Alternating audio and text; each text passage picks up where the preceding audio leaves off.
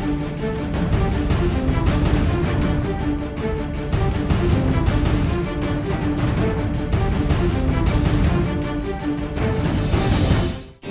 दोस्तों, भारतीय युद्ध नीति के एक नए एपिसोड में आप सभी का स्वागत है। आज के एपिसोड में हम बात करेंगे एक ऐसे ओवरसीज कॉन्फ्लिक्ट की जिसने युद्ध का रूप ले लिया है। कोकेसस रीजन के दो देश, एक अर्मीनिया जो क्रिश्चियन बहुल देश है और अजरबैजान जो कि एक मुस्लिम बहुल देश है, दोनों में जबरदस्त जंग छिड़ गई है। दोनों तरफ का भारी नुकसान हुआ है, जिसके आंकड़े दोनों देश अलग अलग बता रहे हैं। दोनों तरफ artillery, tanks, drones, aircrafts, infantry और मिसाइल से हमला किया जा रहा है। दोनों तरफ बड़ी मात्रा में सिविलियन कैजुअल्टीज भी हुई हैं। ये युद्ध दोनों देशों के बीच विवादित क्षेत्र में हो रहा है, जिसका नाम है नागोर्नो काराबाख। यहाँ अजरबैजान ने पूरी लाइन ऑफ कांटेक्ट पे अचानक धावा बोल दिया है। नागोर्नो काराबाख वास्तव में एक अर्मीनियन बहुल इलाका है, जिसने खुद को एक स्वतंत्र देश घोषित कर रखा है। इंटरनेशनली ये अजरबैजान की सीमा में आता है, मगर इसमें एक स्वतंत्र एथनिक अर्मीनियन गवर्नमेंट चलती है और इसकी अपनी मिलिट्री भी है, जो इस वक्त फ्रंट पर अपनी जमीन की हिफाजत कर रही है। हिस्टोरिकली देखा जाए तो नागोर्नो काराबाख हमेशा से ही अर्मीनिया का हिस्सा रहा है। यहाँ पर एक्सकवेशन के बाद कई पुरातन अर्मीनियाई राजाओं के किलों के अवशेष भी मिले हैं, मगर 1924 में स्टालिन के कहने पर इसे अजरबैजान सोशलिस्ट सोवियत रिपब्लिक का हिस्सा बना दिया गया, जबकि इसकी 94% आबादी अर्मीनियन थी। ऐसा बिना किसी डिस्कशन और वोट के किया गया, जिसका खामियाजा आज तक ये इलाका भुगत रहा है।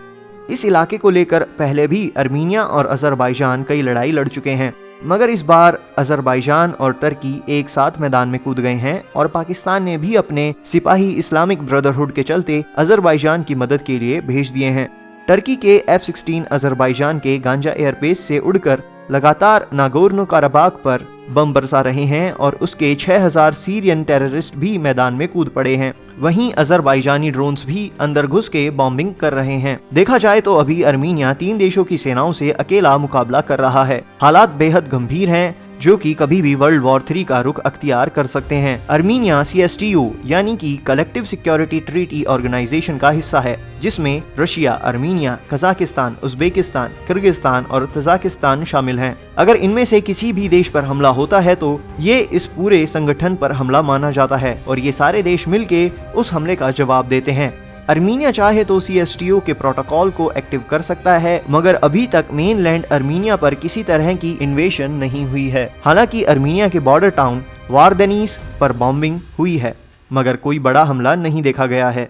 ये रीजन हो सकता है कि अर्मीनिया ने अभी तक CSTO को एक्टिव नहीं करा है। वहीं दूसरी ओर तुर्की की डायरेक्ट इन्वॉल्वमेंट की वजह से नाटो देश ना चाहते हुए भी इन्वॉल्व हो जाते हैं, क्योंकि तुर्की नाटो का हिस्सा है। अगर CSTO मैदान में कूदता है तो नाटो का आर्टिकल 5 भी एक्टिवेट हो जाएगा, जिसकी वजह से रशिया और USA आमने सामने आ जाएंगे और वर्ल्ड वॉर 3 होने के चांसेस बढ़ जाएंगे। वहीं चीन ने दोनों देशों को सीज फायर करने और बातचीत से हल निकालने पर जोर दिया है। अब सवाल ये उठता है कि भारत यहाँ पर चुप क्यों है।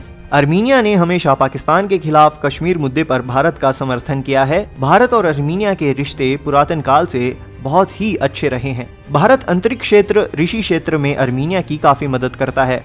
भारत से हर साल कई छात्र MBBS करने अर्मीनिया जाते हैं। वहीं दूसरी ओर पाकिस्तान विश्व का इकलौता ऐसा देश है जो अर्मीनिया को मान्यता नहीं देता और कई बार अज़ेरी सेना के साथ कंधे से कंधा मिला के अर्मीनिया के खिलाफ लड़ता आया है। भारत की चुप्पी के यहाँ पर बड़े कारण हैं। भारत का आर्थिक नॉर्थ साउथ ट्रांसपोर्ट गलियारा, जिसे चीन के बेल्ट एंड रोड इनिशिएटिव का जवाब भी समझा जाता है, अजरबैजान की राजधानी बाकू से होकर गुजरता है। ऐसे में अगर भारत अर्मीनिया का खुलकर समर्थन करता है तो उसे बड़ा आर्थिक नुकसान झेलना पड़ सकता है। दूसरा कारण ये है कि ऑर्गेनाइजेशन ऑफ इस्लामिक कोऑपरेशन, जो कि विश्व के सभी इस्लामिक देशों का संगठन है, कूटनीतिक तौर पे अजरबैजान के समर्थन में उतर गया है। भारत के OIC देशों से बहुत अच्छे रिश्ते हैं और भारत ने बहुत ज्यादा मेहनत करी है OIC में पाकिस्तान को आइसोलेट करने के लिए, ताकि यदि कल को भारत और पाकिस्तान में जंग होती है तो OIC पाकिस्तान के समर्थन में ना उतर जाए। इसलिए भारत OIC समूह को भी नाराज नहीं करना चाहता। दोस्तों, राष्ट्र हित से बड़ा और कोई हित नहीं होता। यहाँ भारत को एक तीर से दो निशाने मारने की जरूरत है। एक तरफ भारत को अर्मीनिया, जो कि उसका नेचुरल एलाई है, उसको बचाना चाहिए, वहीं दूसरी ओर अपने आर्थिक हितों की रक्षा भी करनी चाहिए, क्योंकि दोनों ही देशों ने सीज फायर से मना कर दिया है। ऐसे में भारत के लिए ये एक अब तक की सबसे बड़ी कूटनीतिक चुनौती भी हो सकती है।